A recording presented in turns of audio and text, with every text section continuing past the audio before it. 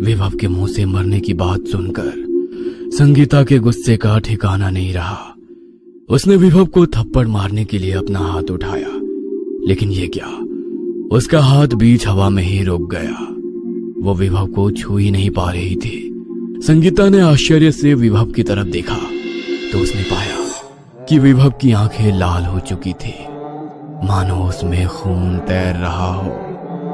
उसके हाथ में मौजूद गुड़िया से भी हंसने की विचित्र आवाज आ रही थी, जो अब संगीता को बुरी तरह डराने लगी थी। सहसा गुड़िया और विभव दोनों की आवाज एक साथ संगीता के कानों से टकराई। हमें थप्पड़ मारना तो बहुत दूर की बात है। तुम ना तो हमारे पास आ सकती हो और ना ही तुम हमें छू सकती हो। जाओ, चली जाओ यहाँ से और हमें अकेला छोड़ दो।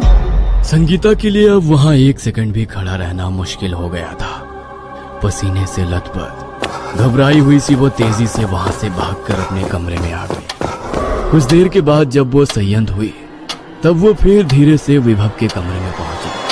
वहां पहुंचकर उसने देखा विभव सो गया था, लेकिन गुड़िया अभी भी उसके बिस्तर पर उसके पास ही थी।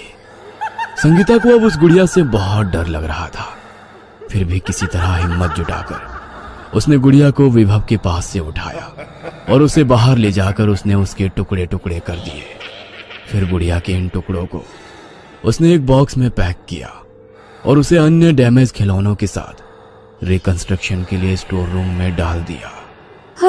चलो, इस मनहूस गुड़िया से मुझे और मेरे बेटे को छुटकारा मिला। स्टोर रूम का दरवाजा बंद करते हुए संगीता स्वयं से बोली।